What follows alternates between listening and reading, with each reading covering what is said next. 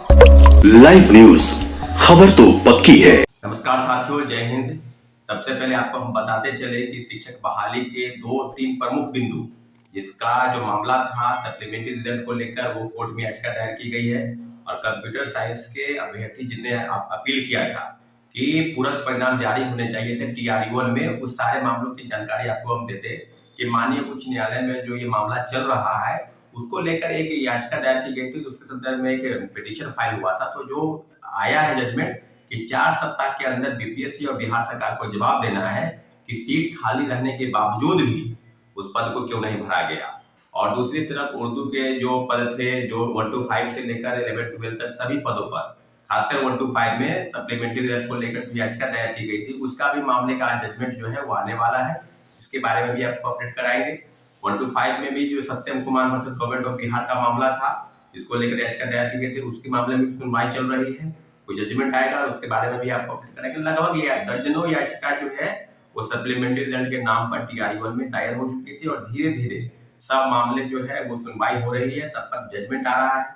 जाहिर सी बात है कि सरकार को बीपीएससी को सब मामलों पर जवाब देना है। साथियों, अभी हम बात करेंगे कि बीपीएससी में जो जांच चल रही है, जो TRE-2 में, TRE-2 के बाद जो परीक्षाएं आगे की तरफ बढ़ी तीसरे फेज में, और लगभग 300 लोगों की गिरफ्तारी हो चुकी है। और गिरफ्तारी के संदर्भ में मैं बार बार कह रहा हूं कि जो मुख्य सरगना है वो बीपीएससी स्वयं है। बीपीएससी के जो अधिकारी और कर्मचारी है, उससे उससे जब पूछताछ होगी तो मामले की तह तक वो सारे जो अधिकारी हैं और जो बीपीएससी के पूर्व चेयरमैन अतुल प्रसाद जी की भूमिका पर निश्चित रूप से जांच होनी चाहिए थी। और सब मिलाकर अब ये बात बिल्कुल स्पष्ट रूप से सामने आ गई है कि आर्थिक अपराध इकाई ने इसी सिलसिले में आगे बढ़ते हुए प्रिंटिंग प्रेस के मालिक से पूछताछ की। अब पटना में कई जगहों पर छापेमारी की जा रही है। बीपीएससी के अध्यक्ष और सचिव और तमाम ऐसे पदाधिकारी जो तीसरे फेज की बहाली में प्रश्न पत्र मुहैया कराने को लेकर, या प्रश्न पत्र के पासवर्ड किसको किसको जानकारी थी उसको लेकर, या जो QR कोड लगने के पहले उन लोगों के पास कैसे चला गया,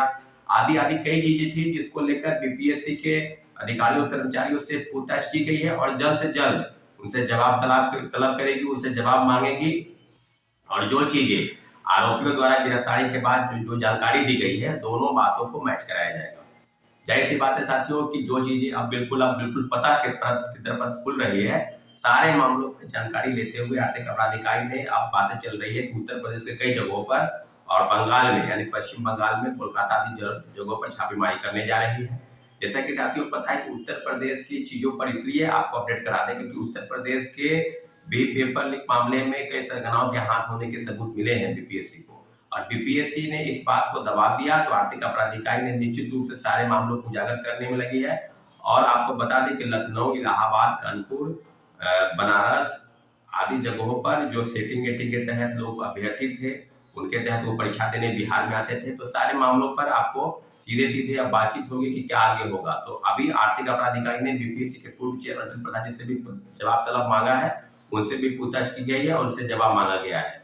और रही बात कि इसके पहले आपको याद होगा कि इसके पहले बिहार सिपाही भर्ती पेपर लीक मामले में जो राज्य के पूर्व डीजीपी है और बिहार केंद्रीय चयन पर्षद के पूर्व चेयरमैन श्री एस के सिंघल को सिर्फ पद से हटाया गया था। आपको याद होगा कि इसके पहले के 23,500 पदों पर वैकेंसी आई थी और जो पेपर लीक मामले को लेकर जो उनकी तरफ से बयान दिया जा रहा था, तो सारे मामलों पर अब तहकीकात की जा रही है और निश्चित रूप से सारे चीजें बिल्कुल स्पष्ट हो गई है कि क्या बीपीएससी और उसके अलावा जितने भी संस्थाएं हैं और जितने भी एजेंसी है परीक्षा कंडक्ट कराने वाली, सारे मामलों पर क्या इसी तरह से लिपापोती होगी। क्योंकि आपको याद होगा इसके पहले 67वीं पेपर लीक हुआ, उसमें कई आरोपी की गिरफ्तारी हुई, लेकिन जो मुख्य सरगना है, कोई पिंटू यादव का नाम बता रहा था, कोई IAS रंजीत का नाम बता रहा था, कोई रंजीत रजक का नाम बता रहा था, परंतु जो मुख्य सरगना है वो भी अभी भी गिरफ्त से बाहर था और सारे बिंदुओं पर तहकीकात करते हुए आर्थिक अपराध की जांच करना चाह रहे थे, परंतु धीरे धीरे जांच जो है अधर बस्ते में चला गया, ठंडे बस्ते में उसको रख दिया गया। तो क्या बीपीएससी 67वीं की तरह ही इस तरह के जो शिक्षक बहाली के तीसरे फेज में पेपर लीक का जो कांड हुआ, उसमें कितनी कितनी लोगों की गिरफ्तारी हुई और क्या उसके मुख्य आरोपी है उस तक अगर आर्थिक अपराध इकाई नहीं जाएगी तो क्या इसी तरह से मामले को खत्म कर दिया जाएगा। जाहिर सी बात है, निश्चित रूप से हम सभी एकजुट हैं और निश्चित रूप से आने वाले समय में आर्थिक अपराध इकाई जिस प्रकार से काम कर रही है, बेहतर काम कर रही है।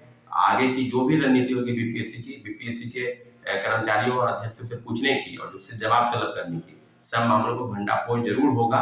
इतना जरूर है कि आर्थिक अपराध इकाई की जो टीम है वो बेहतर काम करते हुए कई जगहों पर छापेमारी भी कर रही है। कोई 90 फीट पर एक परीक्षा केंद्र जैसा एक सेंटर बनाया गया था जहां से सेटिंग गेटिंग का खेल चल रहा था। तो सब मामलों पर आपको हम बता दें कि सप्लीमेंट्री रिजल्ट को लेकर जो अपडेट है कोर्ट का, उसकी जिक्र आपने किया है। और दूसरी तरफ जिस प्रकार से आर्थिक अपराध इकाई की टीम काम कर रही है, बेहतर काम कर रही है, सब मामलों पर इसके सिंगल की गिरफ्तारी होनी चाहिए थी, परंतु उसे गिरफ्तार नहीं होना कहीं न कहीं बिहार सरकार की एक ढूंढ रवैया का नतीजा है कि इसके सिंगल अभी तक गिरफ्तार नहीं हुए। दूसरी तरफ बीपीएससी के पूर्व चेयरमैन से पूछताछ की जा रही है, उनकी भूमिका संदिग्ध है, क्योंकि आपके रहते हुए कई मामले, आपके रहते हुए टीआर1 से लेकर टीआर2 तक हूबहू जो आरोपियों का जवाब है कि जैसे प्रश्न पत्र हम लोग को तीसरे फेज के बहाली में मुहैया कराया गया था, उसी तरह से प्रथम फेज की बहाली में और द्वितीय फेज की बहाली में मुहैया। इसके अलावा उसने कहा है कि 64वीं से लेकर 68वीं तक सबके पेपर लीक हुआ उसी प्रकार से उसी प्रिंटिंग प्रेस में छापे गए थे जो ब्लैक लिस्टेड कंपनी है। साथियों, अब कहने की जरूरत नहीं है, सारे मामलों पर से पर्दा उठ गया है, भंडाफोड़ हो चुका है। तीसरे फेज के बहाली को लेकर जिस तरह की चीजें सामने आई थी, सब मामलों पर अब स्पष्टीकरण बीपीएससी को देना है, राज्य सरकार को देना है। परंतु राज्य सरकार, महागठबंधन और अब एनडीए के जो तमाम बड़े नेता हैं या प्रवक्ता हैं, इस प्रकार से बयानबाजी कर रहे हैं, वो कुछ नहीं रहा है। लगातार आर्थिक अपराध इकाई की टीम जो काम कर रही है, उसी का नतीजा है इतने बड़े पैमाने पर जो चल रहा था खेल, उसका भंडाफोड़ हुआ है साथियों।